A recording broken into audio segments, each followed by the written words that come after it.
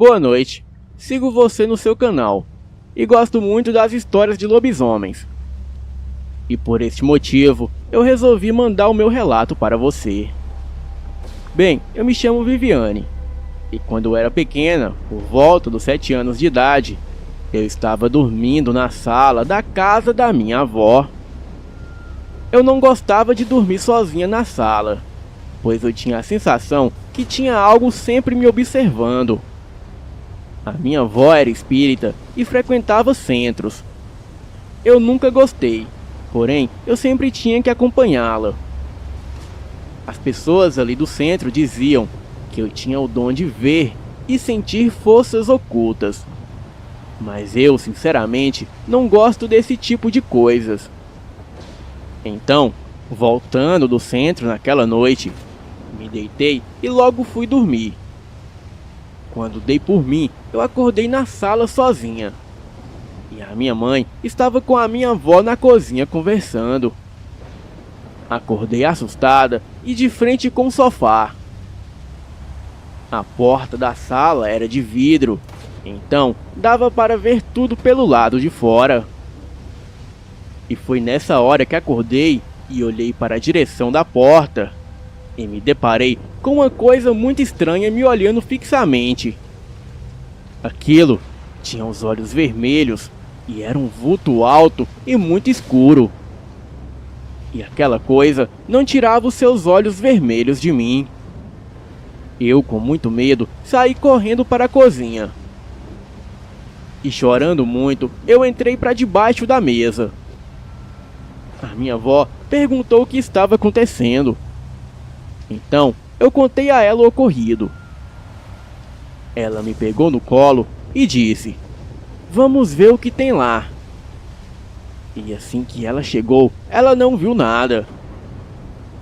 Ou talvez viu e não quis me contar. Eu continuava em seu colo. E assim, ela me levou para o quarto, que era no andar de cima. Enquanto subíamos as escadas, eu, com muito medo, olhei para a porta lá embaixo. E lá estava aquele ser horrendo dos olhos vermelhos me seguindo. Aquela coisa me olhava com um olhar malicioso e caminhava em minha direção com os braços apontados para mim. Hoje eu sou adulta, mas me lembro desse dia até hoje. E depois desse dia, eu, na minha adolescência, estava no meu quarto. E na frente do meu quarto tem o quarto do meu avô. E dali dava para ver uma penteadeira antiga com um espelho grande. E quando eu estava indo no banheiro, olhei para o quarto e vi aquela mesma figura no espelho da penteadeira que ficava no quarto. Foi muito rápido, mas assim que vi, eu me assustei e gritei para minha avó. E neste momento, a porta bateu com muita força. Aquela coisa era uma silhueta grande com longos chifres. E cada um dos seus chifres pareciam dar em voltas de tão grandes que eram. Eu sei que aquilo era algo muito ruim, pois a minha avó frequentava lugares que faziam mal para outras pessoas. Então aquela entidade perseguia a minha avó. E como ela não queria mais fazer parte dessas coisas e parou de frequentar os centros, ela acabou ficando transtornada e muito perturbada. E tanto ela quanto a minha mãe, depois que pararam de frequentar o centro de macumba, acabaram enlouquecendo. A minha avó morreu com uma doença que a deixou em estado vegetativo. E a minha mãe teve sérios problemas mentais. E hoje ela está em tratamento. E por isso eu digo que não devemos mexer com esse tipo de forças. Pois assim como essas coisas perseguiram a minha avó e a minha mãe, isso também pode acabar perseguindo vocês. Bem, vários anos se passaram. Era dia de finados. As minhas tias tinham a tradição de colocarem a melhor roupa de cama em suas camas, pois elas diziam que os nossos entes falecidos vinham nos visitar. E se a cama estivesse mal arrumada, ou com roupas de cama suja, atraía coisas ruins. Então, como de costume, arrumávamos tudo como se fosse para receber convidados para uma festa. E depois saíamos, como de costume, para o cemitério para acender velas no túmulo de nossa família. E depois de lá, íamos sempre nas casas dos nossos parentes tomar café e jogar conversa fora. E eu, sinceramente, gostava muito daquilo. Até que um certo dia, já era muito tarde, estávamos na casa de uma tia. A casa dela ficava muito perto da nossa casa. Era cerca de 10 minutos andando. Porém, o caminho que ia até lá era cheio de mato. E na época era chamado de barroca, pois morávamos no fim da subida e era uma rua de terra sem asfalto. Então nos despedimos de nossa tia, pois já era muito tarde, e fomos andando para casa por aquela rua. E foi quando a minha tia teve a sensação que havia algo nos seguindo pelo mato. E foi então que a minha outra tia me pegou no colo e todos apertaram o passo. Subimos aquela subida de terra e quando eu olhei para trás, eu vi aqueles mesmos olhos vermelhos me olhando no meio do mato. E aquilo parecia um cachorro grande. E a criatura estava pronta para dar o bote. Eu não falei nada para elas, pois todas nós estávamos muito assustadas. As minhas tias estavam quase sem fôlego. E do jeito que a gente abriu o portão, entramos rápido e nem acendemos a luz. E ficamos ali, olhando pela janela da cozinha. E logo em seguida, escutamos um assovio muito alto, vindo do lado do portão. E depois do assobio, ouvimos um uivo muito alto, vindo do lado de fora. Eu fiquei com muito medo. E as minhas tias comentavam que não era bom ficar na rua de madrugada em noites de finados. Então ficamos quietas no escuro até aquela coisa ir embora. E por fim, amanhecemos na cozinha. O meu avô havia acordado e ia comprar pão. E quando foi pedir a chave para a minha tia, ele nos perguntou por que nós estávamos dormindo na cozinha. E como ele não acreditava nessas coisas, as minhas tias não falaram nada para ele.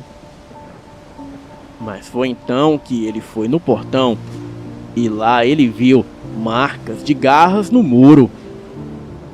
Depois desse dia, nunca mais chegamos de madrugada em casa. E as minhas tias comentaram que naquela noite, uma coisa muito ruim veio atrás de nós.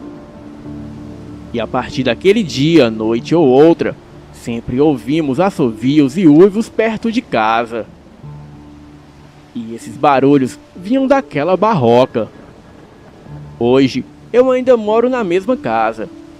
E evito passar por essa rua, mesmo que agora ela seja asfaltada e com várias casas ao redor. Boa noite.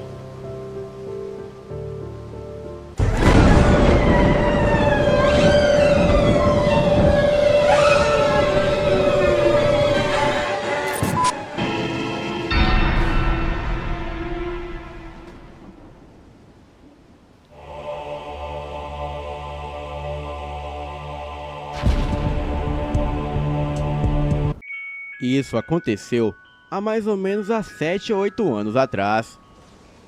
Eu estava com 8 anos de idade e o meu irmão com 11. O meu irmão se chama Caio e o amigo dele se chama Pedro. Nós estávamos brincando no jardim e eu, como gostava muito do meu irmão, fui junto deles. A gente ficou correndo lá fora por um tempão. E então, logo cansamos. Onde moramos tem uma pequena floresta que fica de um lado, e atrás da minha casa tem uma rua bem movimentada. Em frente da minha casa tem um trilho de trem que passa por perto da casa. Essa linha de trem corta a floresta, porém nenhum trem passa por ali, e a linha está abandonada há um tempão. Nós estávamos entediados e decidimos acabar entrando na mata. E aquilo era um grande erro para um garoto de 11 anos, um de 12 e um de 8. Estávamos andando pela floresta e nunca havíamos ido tão longe assim. Eu queria voltar para casa, mas os garotos queriam ficar. Então eu não conseguia voltar sozinho. Daí foi quando nós vimos os trilhos de trem. O Caio e o Pedro saíram correndo e eu fiquei ali parada e comecei a chorar. O Pedro, que era o bonzinho, voltou e falou que estava tudo bem e que eu não precisava chorar e que nós já estávamos indo embora. Começamos a andar de novo e fomos em frente, saindo dos trilhos e entrando no mato. E depois de um bom tempo andando, vimos mais para frente a mata se abrindo. Eu fiquei relaxada e contente, achando que era o caminho da minha casa. Mas quando chegamos perto, era o trilho de novo. A gente achou estranho, porque havíamos acabado de sair dele. Mas como a gente fez algumas curvas, simplesmente achamos que tínhamos feito um círculo. Então viramos para trás e começamos a andar de novo. Depois de mais um tempo andando, chegamos a um barranco que não tínhamos visto antes. O meu irmão Caio falou que sabia onde estávamos, pois ele já havia ido lá subir aquele barranco. E daí continuamos em frente. Mas alguns minutos depois, acabamos voltando para outro ponto dos trilhos. O meu irmão olhou para um lado, olhou para o outro e andou um pouco mais para frente. Eu fiquei parada lá no meio do trilho, olhando para um lado e para o outro para ver se algum trem passava por ali. Foi aí que o meu irmão voltou e falou que a gente estava perdido. Eu comecei a chorar de novo, mas o Caio simplesmente agarrou a minha mão e me arrastou para continuarmos andando, como se estivesse tudo bem. Ficamos andando por volta de mais uma hora, seguindo aquele trilho. E foi aí que comecei a ouvir uma música tocando.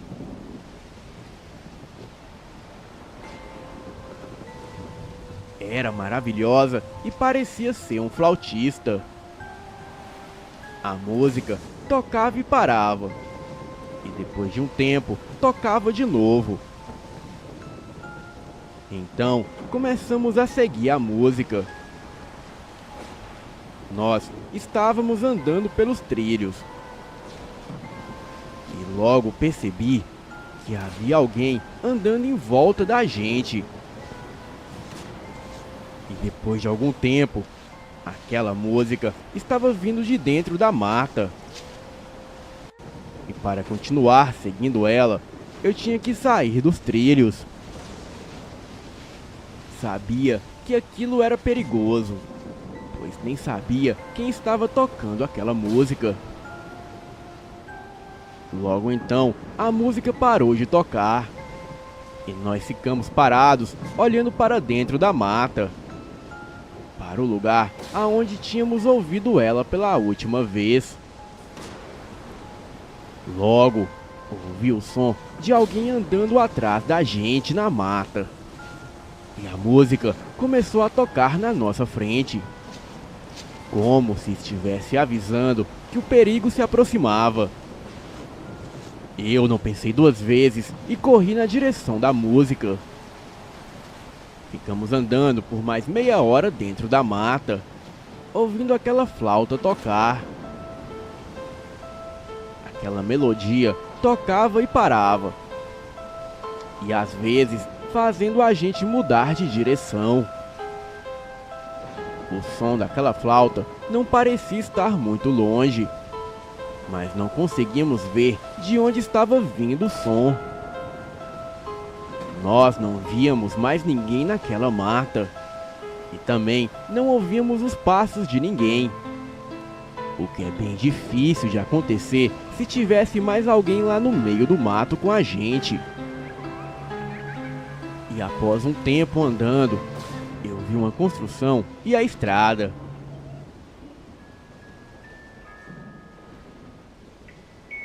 E nós saímos correndo para lá. Era um centrinho de compras aqui da cidade, onde tem uma padaria.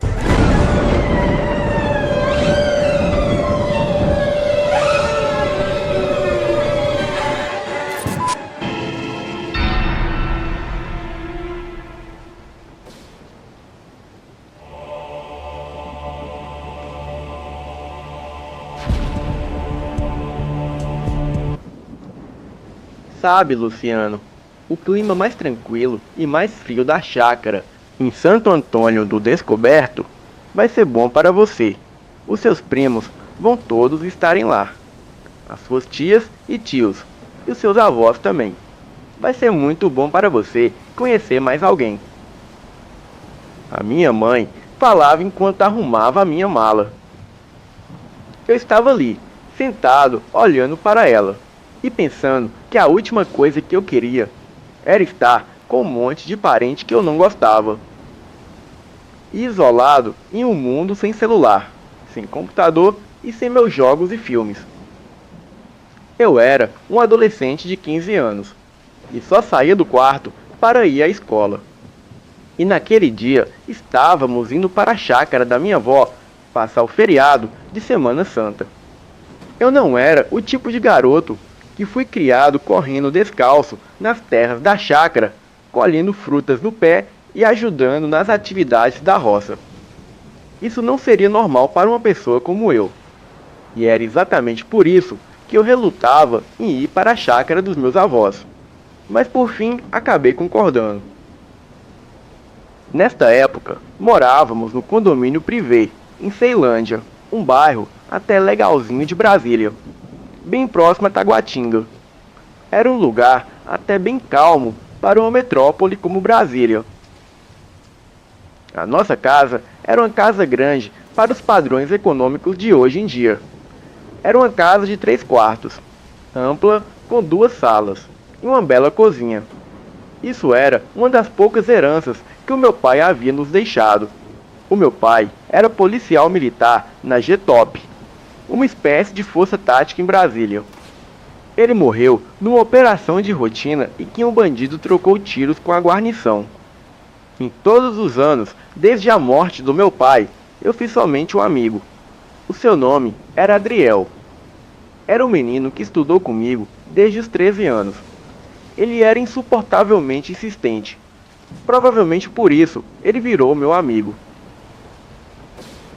No dia em que a minha mãe decidiu que iríamos para essa chácara, eu contei a ele, e ele perguntou se poderia ir junto.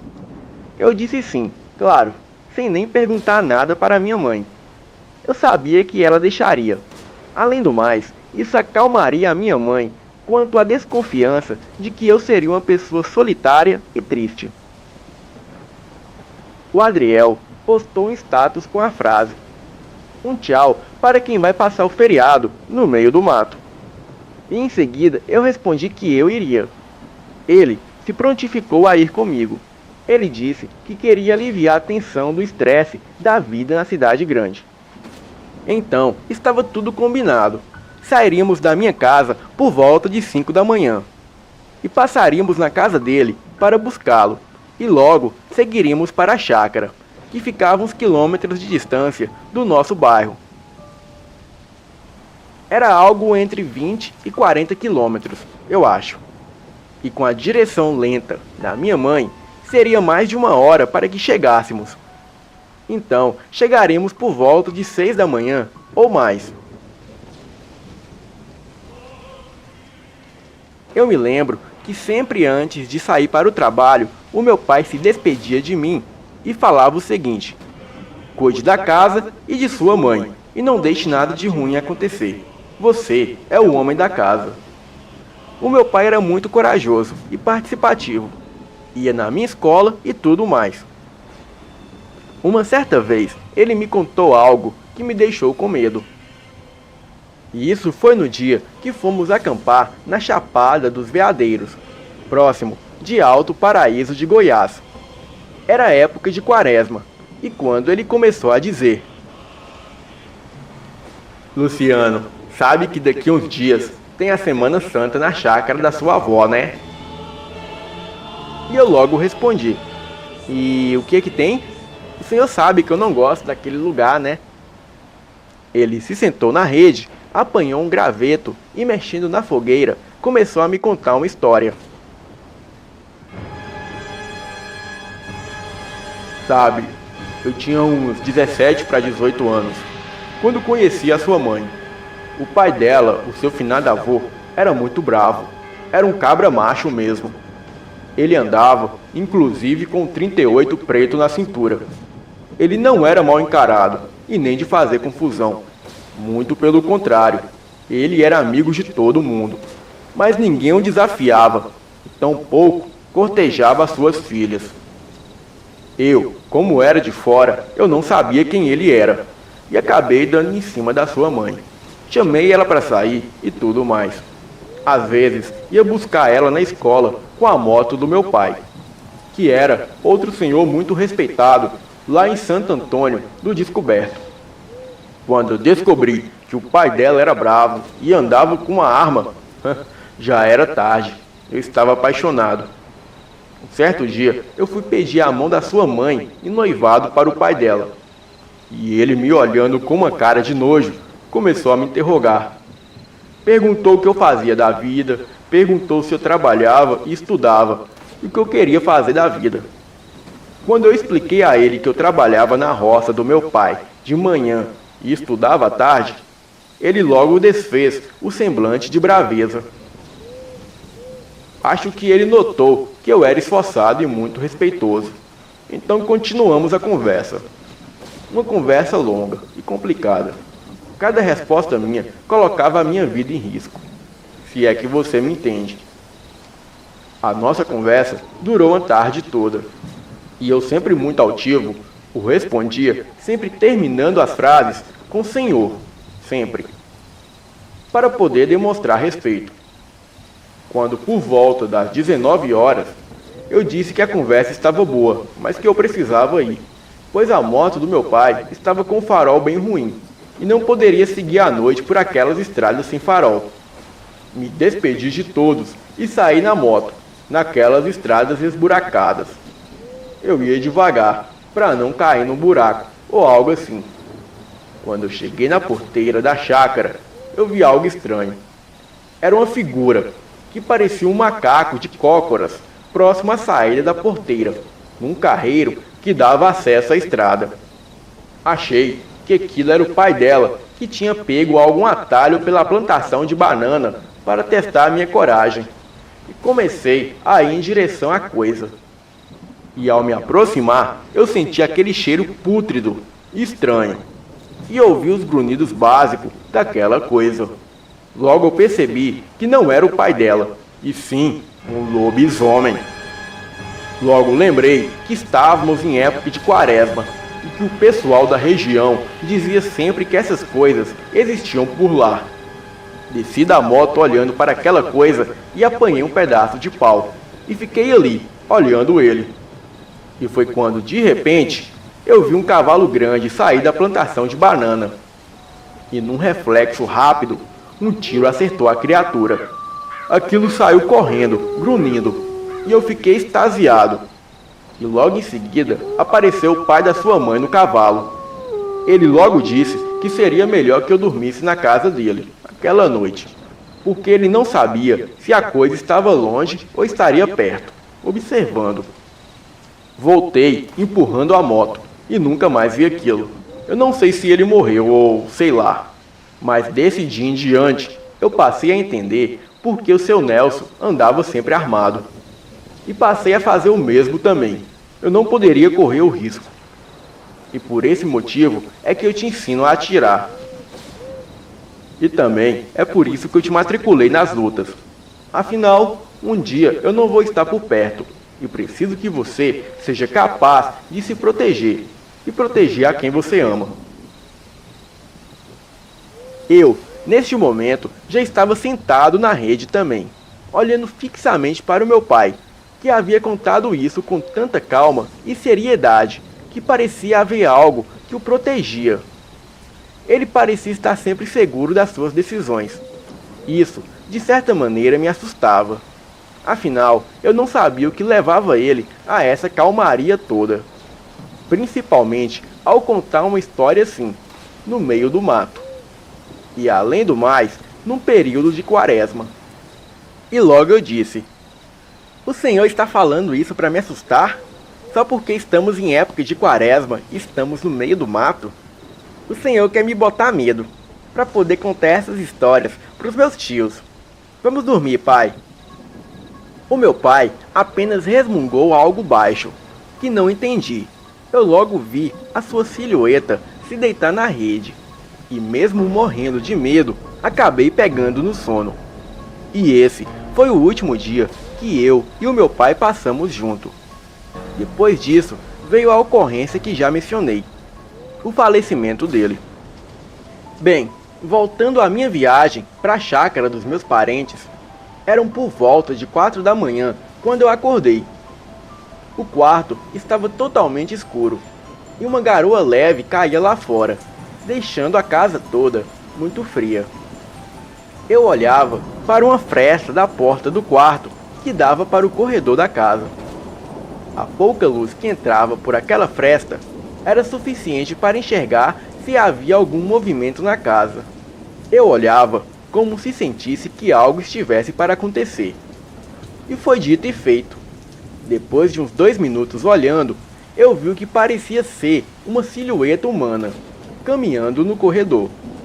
Eu achei que seria a minha mãe, e levantei rapidamente e abri a porta do quarto para lhe dar bom dia. Mas assim que abri a porta, eu logo percebi que não havia ninguém na casa. Caminhei lentamente pelos corredores, até chegar na cozinha. Apanhei uma das facas de cortar carne, que estava sobre a pia. O meu medo de um invasor era claro.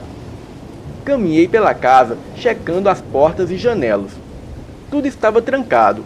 Então, para terminar de conferir, eu fui até o quarto da minha mãe. Abri a porta devagar e vi que ela dormia tranquilamente. E mesmo com a sensação de estranheza, eu retornei à cozinha e guardei a faca novamente. Aquilo tudo era muito estranho e inexplicável, mas logo decidi não contar nada para minha mãe, para não assustá-la. Em seguida, eu fui tomar o meu banho, me troquei e me aprontei para sairmos, larga, que acompanhava as curvas de baixada que dava acesso à casa. Via-se também um rio, que passava ao lado da casa cerca de uns 150 metros. E ali também havia vários cavalos, patos, gansos, cachorros. Enfim, o cenário era lindo e encantador. Cara, que lugar lindo! Nossa, mano, parece um lugar de filme. Como você pode não gostar de um lugar assim? Porra, velho! Adriel falava muito surpreso enquanto abria os vidros do nosso carro para olhar lá fora. Uma brisa suave vinha do sul e trazia um cheiro do mato molhado, sem cheiro de gasolina, e sem aquela poeira do ar, e sem o ar seco, como é na cidade. Ô de casa! A minha mãe falava enquanto entrava na casa largando a sua bolsa num sofá grande na sala. Uma voz meio rouca e cansada respondia lá de dentro. E foi quando eu vi a minha vozinha vindo da cozinha, com mais duas mulheres lhe acompanhando. Ela tinha seus 80 anos de idade, caminhava bem devagar e já estava bem debilitada por causa da idade. Mas ela conversava muito bem, era lúcida e ainda fazia algumas coisas de casa, como comida e algumas outras coisas, mesmo contra a vontade das minhas outras tias, claro. Logo dei benção à minha avó e apresentei o meu amigo Adriel, e disse que ele veio comigo para passar a Semana Santa aqui, na casa com a gente. A minha avó riu e disse que era muito bom ter gente em casa. E também disse que ia precisar de uns rapazes para ajudar em umas coisas. Todos nós rimos e a minha avó mandou que fôssemos procurar um lugar para dormirmos.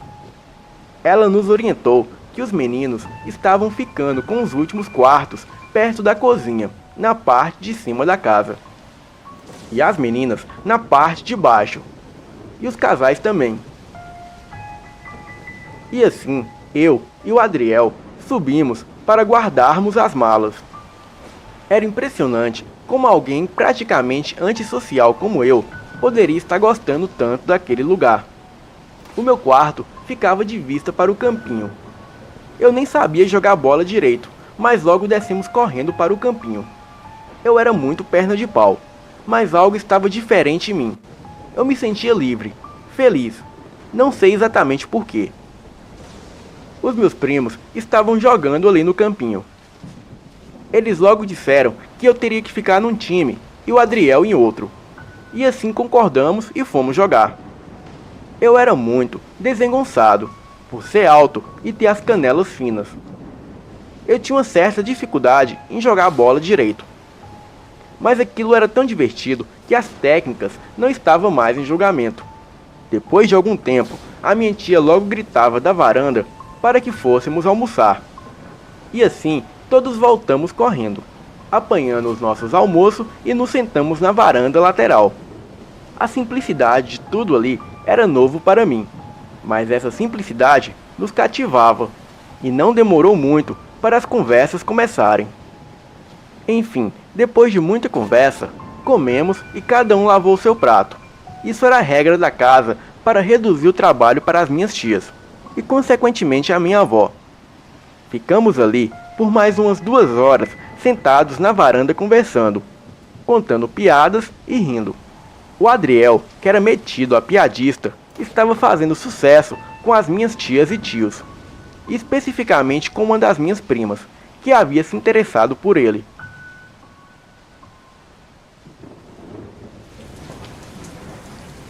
Logo se passou a tarde e a noite logo chegou. Uma garoa bem leve começou a cair. O frio era tão intenso que me lembrava o inverno. Entramos todos para dentro de casa, para ficarmos na cozinha, que era o lugar mais quentinho da casa. Ficamos conversando, enquanto as minhas tias faziam cuscuz e um café para o jantar, e nos esquentar também. Os meus 2 tios que estavam lá estavam perto da janela, conversando sobre as coisas do passado. Então, Gabriela, que era a menina que estava afim do Adriel, decidiu nos chamar para brincarmos lá em cima, depois do jantar. E eu logo a questionei sobre o que brincaríamos. E ela disse que brincaríamos de adedonha, uma brincadeira que um grupo de pessoas fazem uma lista de coisas típicas, nomes, CEP, filmes, famosos, etc. Em seguida, escolhe uma letra para brincarem. Era legal, porque eu não precisava correr e nem fazer muita bagunça. Era uma brincadeira correta, para uma noite com garoa e sem muito o que fazer. Esse seria então o nosso cronograma da noite. Nós jantaríamos e brincaríamos de adedonha no quarto de cima. E foi quando a minha avó veio da despensa que ficava ali do lado da cozinha e começou a dizer que as moças e os rapazes deveriam ter cuidado com essas histórias, de ficarmos juntos nos quartos, e que isso não era atitude de moça e rapaz direito. Nós rimos baixinho e ficamos calados enquanto ela continuava. Olha, meninas e meninos, em meu tempo, as moças e os rapazes não ficavam sozinhos. Tinha que a mãe ou o pai, ou então o irmão mais velho, ia acompanhar.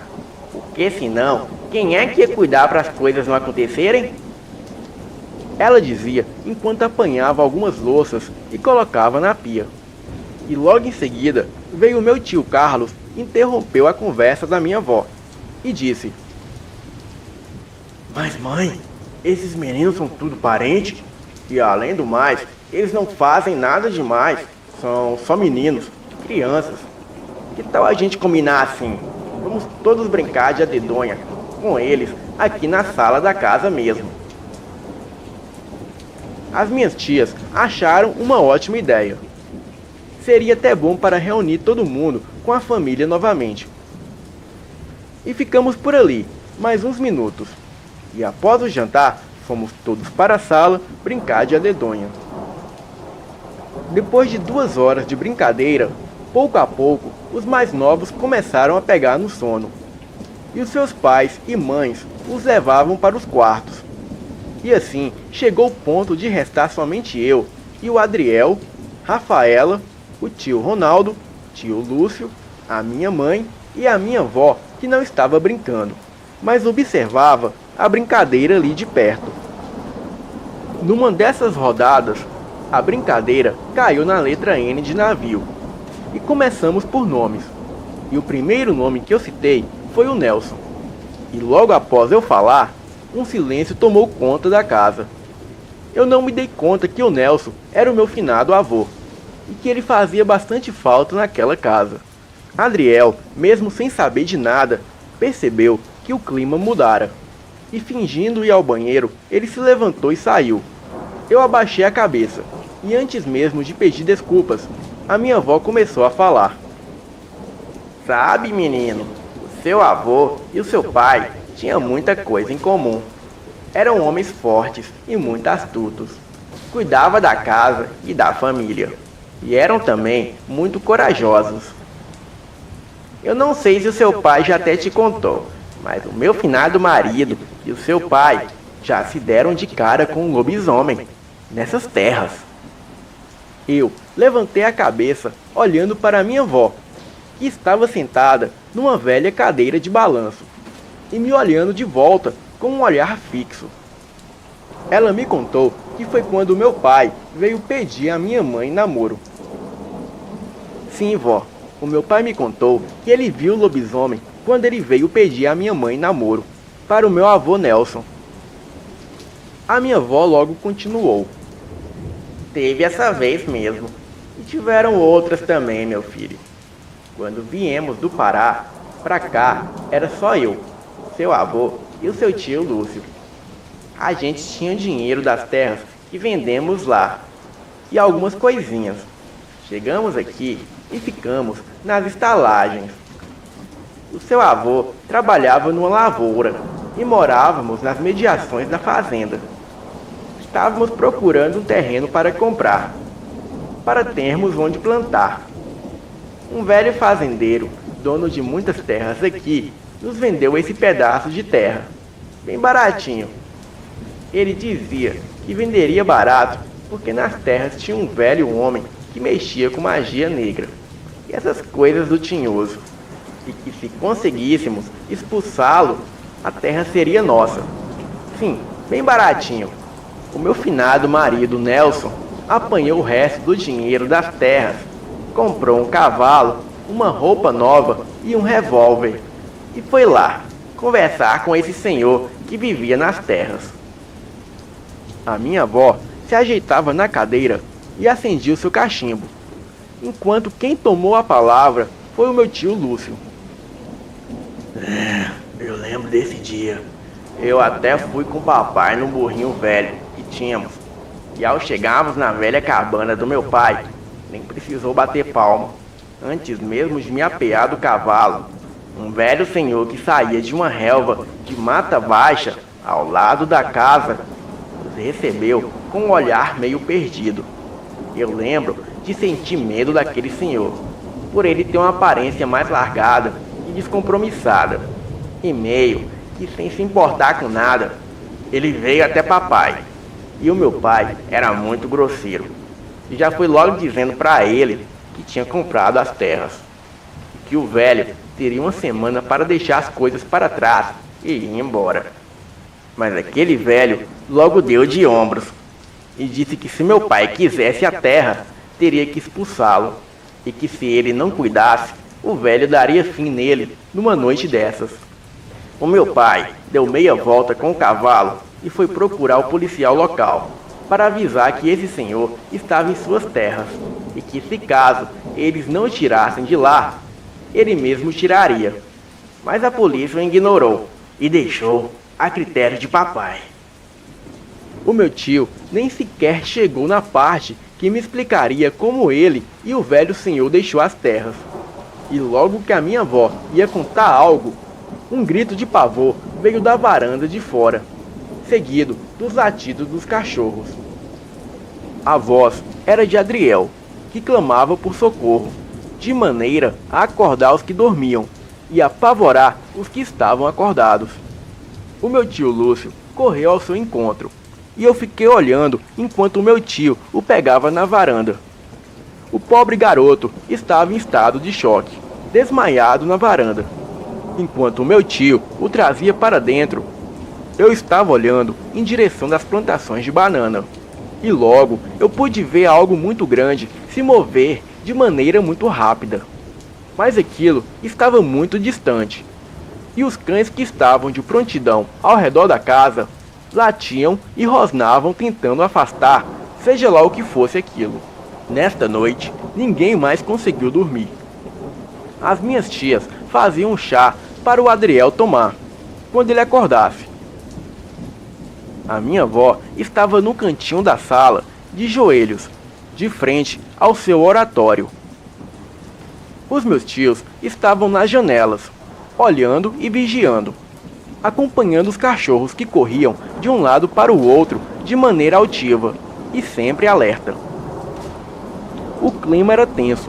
Eu ficava ali do lado dele, o olhando e temendo que algo ruim acontecesse. E por volta de 4 horas da manhã, ele acordou. Se sentou na cama, enquanto todos nós o olhávamos surpresos e preocupados.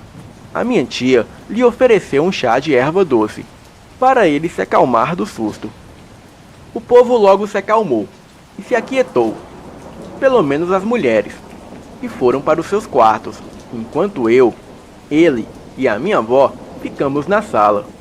E assim que percebi que estávamos a sós, o perguntei o que havia acontecido, e ele me respondeu: "Cara, eu nem sei te explicar o que diabos era aquela coisa. Eu percebi que vocês iam falar algo de família. Uma coisa aí, só de vocês de família. Então eu vim pra varanda.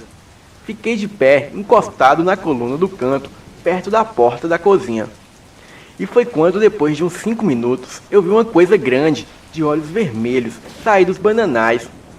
Mas a coisa nem tinha me visto ainda. Aquilo ia bem devagar no rumo de um desses bezerros.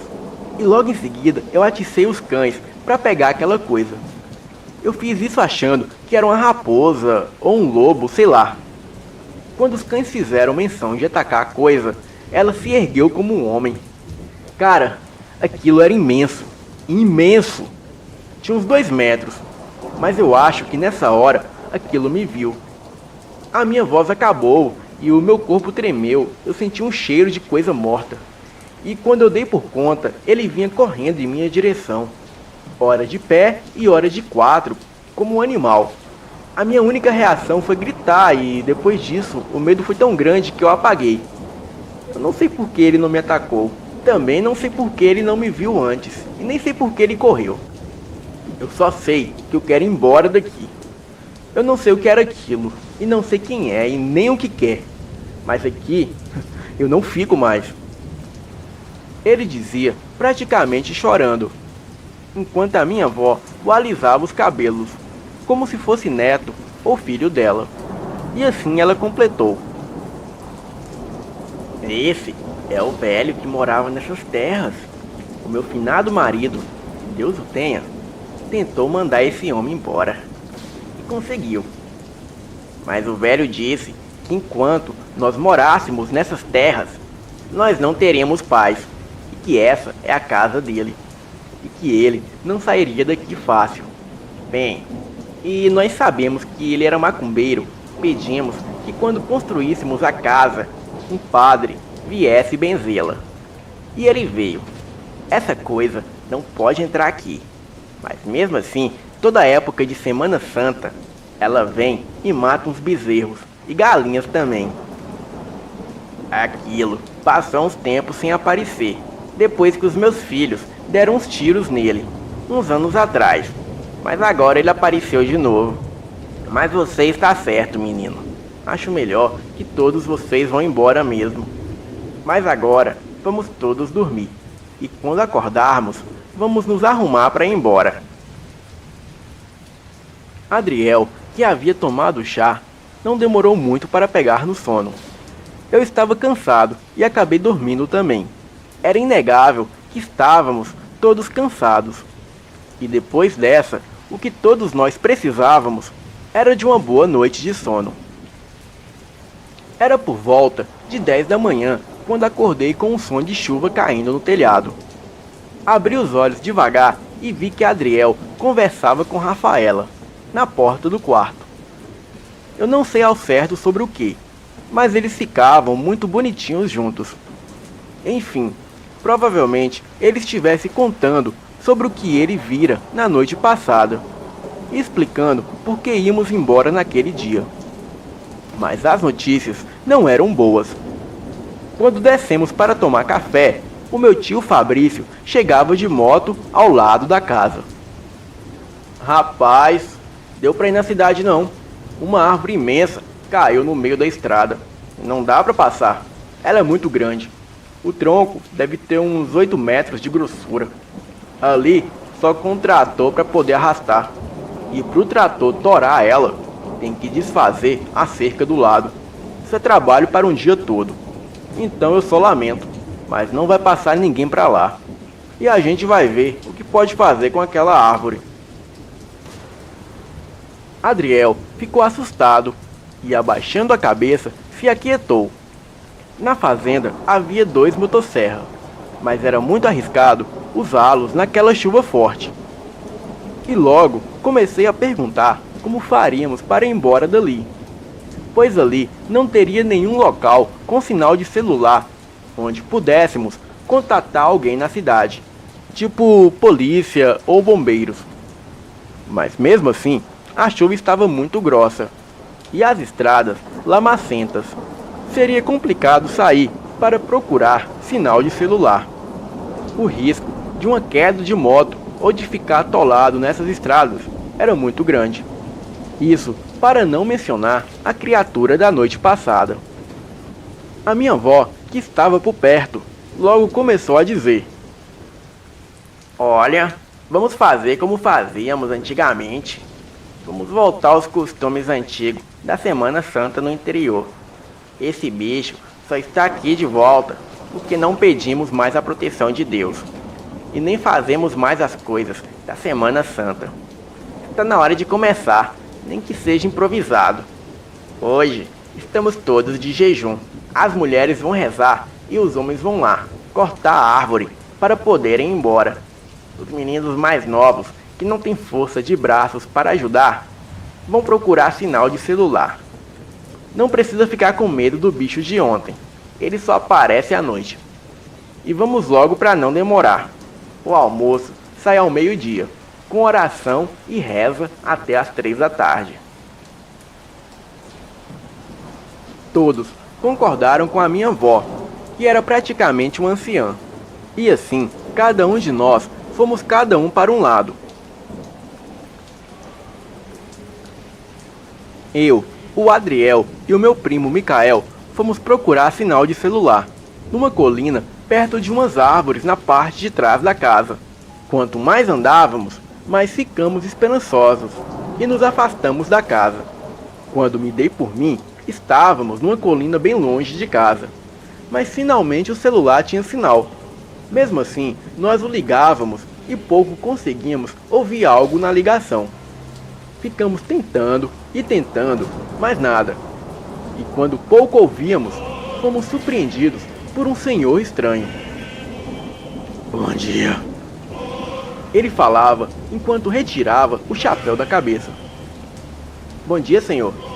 Respondi enquanto guardava o celular no bolso e ficava de frente com o senhor e olhando fixamente para aquele senhor maltrapilho, de vestes brancas e com um cajado na mão.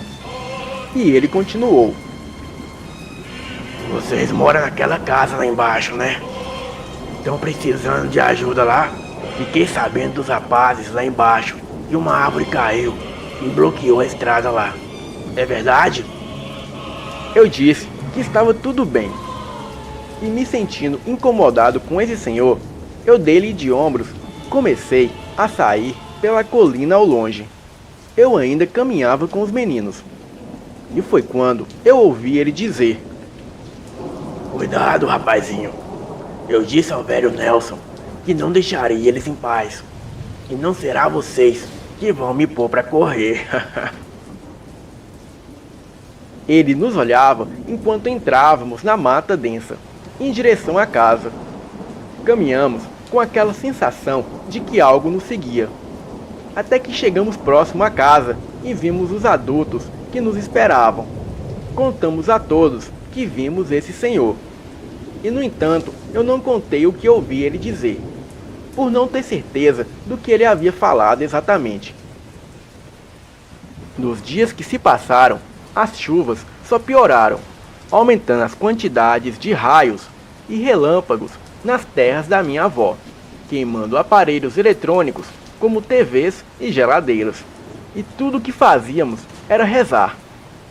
Todos nós ouvimos nas noites aquela coisa correr pela propriedade, fazendo bagunça e matando alguns animais. Aquilo estava nos cansando, principalmente a minha avó, que já estava num estado de saúde bem frágil. Mas isso não era o pior. O pior mesmo foi na Sexta-feira Santa. A árvore tinha sido cortada a machadadas durante a semana. As cercas ao redor tinham sido removidas para que o trator pudesse passar para poder remover os pedaços da árvore. Agora tínhamos que voltar no lugar de antes para fazer a ligação. E dessa vez, quem foi para o local foi somente eu, Adriel e Lucas Júnior. O dia amanheceu com muita chuva e uma ventania forte e impetuosa que nos avisava que o dia seria bem complicado. Enquanto caminhava pela casa, eu vi uma pequena salinha que seria a antiga salinha do meu avô. A porta da salinha estava entreaberta e uma pequena luz estava acesa. Ao passo em que eu entrei na sala, eu vi vários quadros de santo pendurados na parede, e um velho baú no canto do quarto me chamou a atenção. Eu logo o apanhei, e dentro dele havia um revólver calibre 38 preto. Eu o abri e girei o tambor, e por incrível que pareça, a arma parecia estar intacta, como se tivesse com todas as manutenções em dias. Enfim, dentro desse mesmo baú havia 4 munições. Era um tipo de bala diferente, eram bem mais pesadas e com os projéteis de um material claro, parecido com prata. E logo eu descobri que aquilo era um revólver para matar lobisomem. O meu avô poderia ter usado para espantar o bicho com meu pai da última vez que ele veio nas terras dele. Coloquei as munições no tambor, armei a trava e coloquei na cintura. Coloquei o baú de volta no lugar. Junto com o revólver, também apanhei um velho chapéu de boiadeiro que provavelmente foi do meu avô, e o coloquei na cabeça. Adriel e Lucas me acompanharam e fomos saindo em direção à colina de antes. Como já sabíamos o caminho, foi bem mais fácil e muito mais rápido para chegar. E tamanha foi a nossa surpresa quando chegamos lá e o mesmo velho senhor parecia estar lá, nos esperando. Aquele velho estava com um semblante que expressava muita raiva. incômodo com algo que eu não sabia o que poderia ser. E dessa vez ele nem sequer nos cumprimentou. Quieto ele estava e quieto ele ficou. E desta vez, diferente do outro dia, o celular não achou sinal nenhum. Movíamos de um lado para o outro, e às vezes o sinal aparecia e do nada sumia. As horas passavam e já estávamos ficando preocupados, pois logo logo o sol iria se pôr. Mas ao cair da tarde, por volta de 17h35, depois de muito tentar, conseguimos entrar em contato com um rapaz que tinha um trator e morava ali nas proximidades. Expliquei a ele a nossa localização e ele já estava vindo. Nós, muito felizes, começamos a sair em direção à casa, mas essa felicidade logo foi interrompida. O velho logo disse: "Vocês acham mesmo que eu vou deixar vocês em paz? Vocês por acaso sabem que dia é hoje?" Ele falava enquanto olhava em direção do pôr do sol. Não me interessa, e sinceramente eu não dou a mínima. Eu só sei que eu vou embora deste inferno de lugar cheio dessas coisas bizarras, dizia Adriel enquanto caminhava na frente. Mas não foi o meu caso. Eu não conseguia mais andar. Algo me incomodava muito naquele homem. E então eu me virei para olhar na sua cara e vi os seus olhos com um reflexo meio avermelhado, parecido com os olhos do bicho que vi na noite que o Adriel também o viu. E ele, me olhando com um semblante de deboche, começou a falar: "Hoje é sexta-feira santa, dia das coisas ocultas, a noite em que o meu pai vem sobre a terra. E meus irmãos, que conhecem os seus segredos mais ocultos, me acompanham. Vocês não acham uma coincidência que o seu celular só voltou a funcionar no finalzinho da tarde? Próximo da noite? Hoje eu vou tirar daquela velha e do finado Nelson um pedaço da família dele, para eles verem como é perder algo que lhes pertencem." O velho falava enquanto o sol aos poucos deixava de brilhar a sua luz. E ao passo que isso acontecia, a noite se aproximava. Após andarmos alguns passos, olhei para trás e procurei o velho novamente. E logo notei que num passe de mágica ele havia sumido. E logo um uivo estridente ecoou na mata ali perto. Adriel começou a entrar em pânico e chorar. Lucas estava praticamente chorando também. E neste momento foi quando eu saquei o revólver da cintura e os coloquei para caminharem na minha frente. Caminhamos passo a passo, fazendo o mínimo de barulho possível, em direção à casa. Mas isso não deu muito certo, pois poucos passos antes de sair da mata densa, vimos saltar no pasto à nossa frente aquela coisa. Aquilo deu um bote certeiro numa pequena ovelha desgarrada, que corria em direção à casa. Adriel, vendo aquela coisa a poucos metros de nós, acabou desmaiando novamente. Estávamos a poucos metros da casa, mas por causa do medo dos meninos e da noite que estava muito densa, nenhum dos dois havia percebido que eu estava com uma arma. Mas isso, de certa forma, seria bom, para evitar mais pânico e perca de tempo com tolices. Ainda assim, uma chuva forte começou a cair, e a criatura, depois de ter matado a pequena ovelha, se virou para nós. O cheiro de coisa podre tomou conta do meu nariz, me fazendo passar mal e fazendo Lucas vomitar. Ele gritava por ajuda e a criatura caminhava em nossa direção, parecendo se deliciar muito com o nosso desespero. A criatura rosnava em um tom grave e aquilo parecia com uma imagem do inferno. Aquilo era grande, descomunalmente grande, forte, de pelos aparentemente grossos. O meu coração acelerava e faltava ar. Eu sentia que ia morrer. E eu estava travado. E mesmo armado, eu parecia não conseguir atirar. O meu pulso tremia muito. E sabia que esse seria o nosso fim. E foi quando um flash de luz muito forte vindo da estrada iluminou a criatura. E isso só me aterrorizou mais ainda, pois pude ver claramente as feições da criatura. Os pelos eram marrons, meios ruivos, olhos vermelhos e a boca cheia de dentes pontiagudos.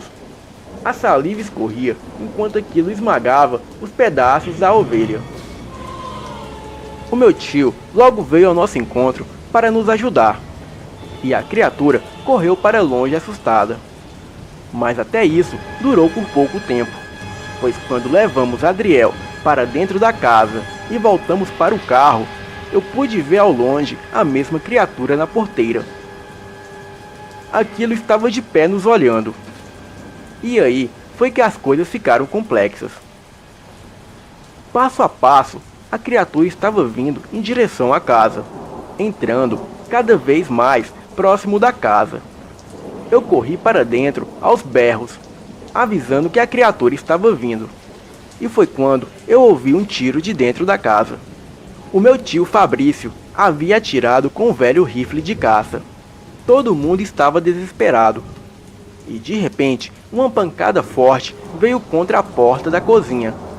E tudo estremeceu. E todos nós nos calamos e ficamos apreensivos. E foi aí que veio a segunda investida. E de repente, a porta veio ao chão. Eu vi a criatura se projetar para dentro da casa. A sua cabeça era imensa, e todos gritavam e corriam. Era o pandemônio. Eu logo saquei o revólver e apontei para a criatura. Fechei os olhos e disparei 4 vezes. Cada tiro era um urro da criatura. Os rostos das pessoas da cozinha se fecharam. Eu estava em estado de choque, tremendo muito. A minha mãe correu e me abraçou. E segurando o revólver, ela tirou de minhas mãos. O meu tio o apanhou, e um frio gelou a minha espinha. Eu senti falta de ar, e a visão escurecer. Deu tempo somente de cair e olhar para a porta que estava no chão. As pessoas estavam me olhando, e a criatura estava no chão. Eu me lembro de ver aquilo voltar e ser uma pessoa. E isso foi o suficiente para mim naquela noite. Ao acordar, eu vi o Adriel. A minha mãe e eu estávamos no carro, voltando para Brasília. Durante a viagem, decidimos que não contaríamos nada do ocorrido para ninguém. Até porque a minha mãe não me disse o que havia acontecido com o corpo daquele homem. Mas se eu não gostava de ir naquele lugar, agora é que eu não iria mais. Nem eu e nem o Adriel. Até hoje, toda vez que chove, eu ligo para o Adriel e conversamos para manter tudo bem um com o outro, para não dizer que ficamos sempre com medo. E as lembranças daquele feriado. Essa foi a minha pior história. E depois dessa, até para a igreja eu entrei. Boa noite.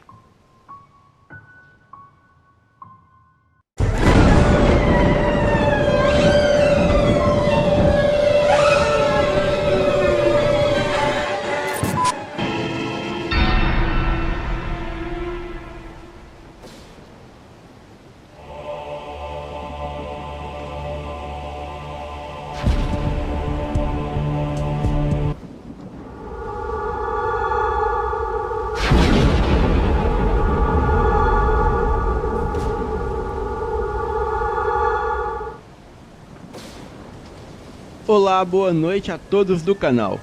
Eu me chamo Carla Pérez, tenho 42 anos e sou de Blumenau, Santa Catarina. A história que eu vou contar agora é bem conhecida por alguns dos meus familiares e ocorreu na minha adolescência. E toda vez que vamos conversar sobre alguma coisa, tem que se tocar nesse assunto. Os meus parentes mais velhos, acima de 60 anos, nunca gostaram que a gente, primos e netos, comentassem sobre o acontecido. Aliás, um fato os quais eu jamais irei me esquecer, pois até hoje, antes de dormir, eu me recordo com muito medo, não com a mesma intensidade de medo como na época em que ocorreram os fatos, mas um grande receio que eu possa passar por algo parecido novamente. Aconteceu uma semana antes do Natal de 1997, e nesse dia, o meu pai organizava a ceia de Natal com o meu tio materno. O combinado foi de irmos no outro dia à casa dele para ficarmos até o dia da festa, pois já faziam 8 dias que ele havia comprado uma casa e se mudado para lá. O meu tio estava a fim de inaugurá-la com toda a família. Eu deveria ter por volta dos meus 17 anos nessa época, mas me recordo da bela casa que o meu tio havia comprado. O bairro em que ele comprou a casa, haviam poucas casas, havia mais matagal do que casa, as ruas eram de chão batido, a vizinhança era estranha, e durante a noite se ouvia alguns uivos pelo bairro. Os meus familiares diziam que eram só os cães de rua, porém, os vizinhos sempre diziam que era o lobisomem. Bem, voltando no dia que fomos conhecer a casa, chegamos lá às 16h30. E logo o meu tio mostrou os nossos quartos, onde iríamos dormir. O meu pai e a minha mãe dormiriam em um cômodo, onde havia uma cama de casal dada pela minha avó. Eu dormiria com as minhas 2 primas, filhas de um outro tio, em um quarto um pouco maior. A porta do quarto que iríamos ficar dava para um extenso corredor que saía na sala de estar, e nesse corredor havia outro cômodo, o qual estava com a porta trancada. Logo, as minhas primas e a minha tia chegaram, pois tinham ido fazer algumas compras. E quando eu vi as minhas primas, foi uma festa só. Brincamos bastante. E dada a hora certa de irmos dormir, tomei banho e peguei o moletom que a minha mãe havia deixado em cima da pia do banheiro. Vesti-me e fui para a cama onde as minhas primas já estavam. E depois de muito tempo, eu adormeci. Depois de um certo tempo dormindo, eu sonhei que estava no banheiro da casa do meu tio e fiquei de frente para a porta dentro do banheiro. Então, eu vi inacreditavelmente a silhueta de uma mulher que parecia um tanto cadavérica e ela estava olhando para mim. Na hora, eu travei totalmente pelo medo. E logo após ela passou na porta do banheiro bem na minha frente. E na mesma hora, eu acordei assustada e percebi que estava sem a parte de cima do meu moletom. E o lençol que me cobria não estava na minha cama. Então eu me levantei e vi que o meu lençol e a parte de cima do meu moletom, junto com o meu travesseiro, estavam no canto da porta do quarto. E o que eu considero mais estranho de tudo é que eles estavam dobrados no canto da porta. Com uma sensação macabra e de pés descalços, eu fui até a porta para pegar as minhas coisas. E nesse momento, quando eu me abaixei, foi quando o pior aconteceu. Algo segurou as minhas costas e eu tentei correr, mas aquilo me segurou. Eu tentei gritar, mas não conseguia. Era como se aquilo tapasse a minha boca. Então eu fui arrastada do chão do quarto para debaixo da cama. E eu só via escuro e mais nada. E tinha a sensação que longos braços saíam debaixo da cama e me arrastavam até lá. Lutei contra aquilo, mas o medo me venceu. E eu não sei o que aconteceu depois disso. Só sei que eu apaguei e só acordei por volta das 4 horas da manhã, ainda debaixo da cama. Porém, com a parte do corpo para fora. Não sei como as minhas primas não acordaram com todo aquele alvoroço, mas eu não me lembro de vê-las no quarto. Na hora, eu nem posso descrever como eu fiquei. Eu corri para a cama, desdobrei o lençol, me cobri, peguei o travesseiro e o coloquei na cabeça. E com o medo tremendo, mas com uma grande curiosidade, eu dei uma olhada embaixo da cama e lá não havia nada.